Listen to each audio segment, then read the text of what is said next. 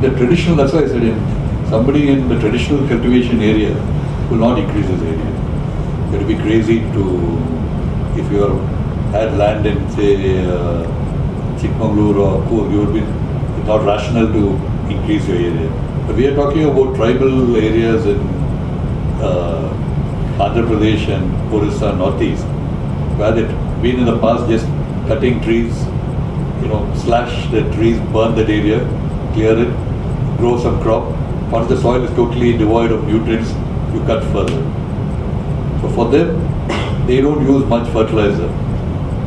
And their costs are less because it is they don't have to pay wages. Basically, their own. So the idea being that and of course the government has to help them in the initial periods, because it takes 3 to 7 years from Arabica takes 3 to 4 years to start yielding. Robusta takes 7 to 10 years to start yielding. So only if the government helps, which I know it sounds bad to keep asking for subsidies, but unfortunately worldwide agriculture is subsidized. So even if we look at the recent Bali thing, they told India you cannot subsidize, but Americans subsidize their farmers much more than anybody else. But often that you don't have an option.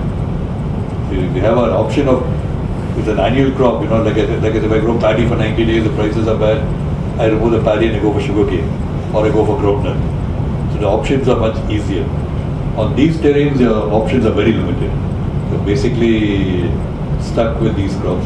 So hopefully, what the farmer is, he hopes that he can sustain himself till such that the prices go up.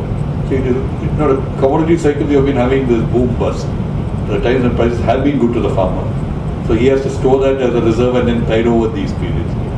So that is why we feel that maybe if we increase consumption in India, we'll be less dependent on the impact of international prices. So one of the reasons why we have been trying to strongly increase consumption in the Indian market.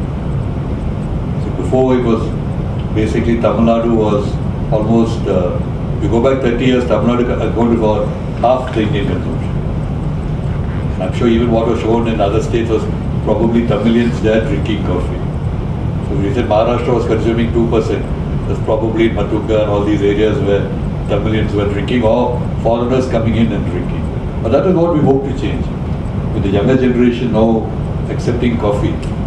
The problem is that we got the younger generation to consume coffee when they go outside, out of home. Or when they go back home, they still drink tea. I'm talking about in North India. So that's why we feel that maybe bringing in gadgets, it will increase consumption. It has worked in Europe.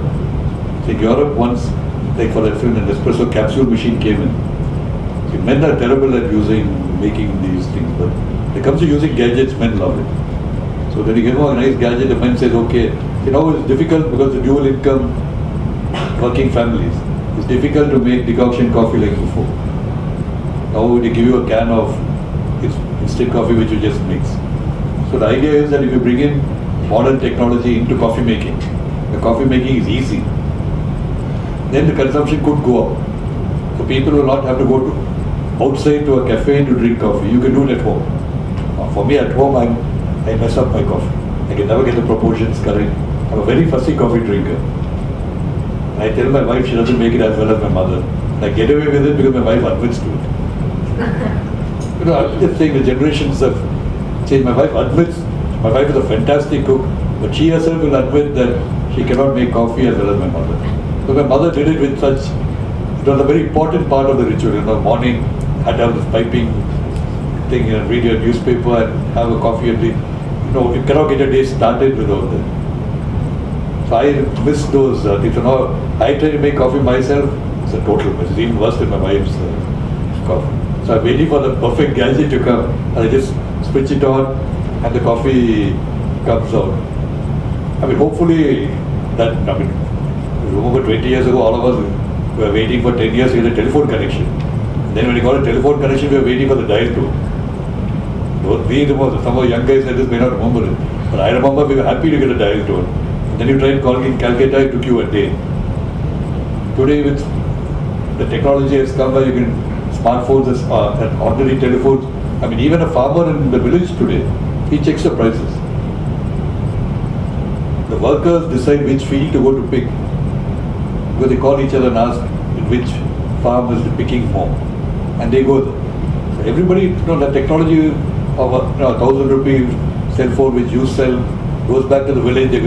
Cell phones available there in the villages for 200, 300 rupees. So sometimes these, what do you call this, cell providers, they give you the phone free. You buy a SIM card, they give you the phone. You can use, I don't know, second hand or third hand or nth hand phone, but it still works, and they use it. So we think that technology, that's one of the factors we're looking at, whether technology can help on both sides, on the production side as well as on the consumption side. So coffee consumption becomes easy, then hopefully consumption will increase. Particularly what we're targeting is at the younger crowd, the demographics of changing. So coffee is lucky that for every, in the 90s they used to say that for every coffee drinker who passes away, we are losing one consumer. Today that is not the case. And we want to concentrate on the demographics of India, that we have the young generation. So we convince them to drink coffee instead of carbonated beverages. They're doing the health good and they're doing the farmer a favor. So, what's the brand of that machine you mentioned? Roasting to brewing?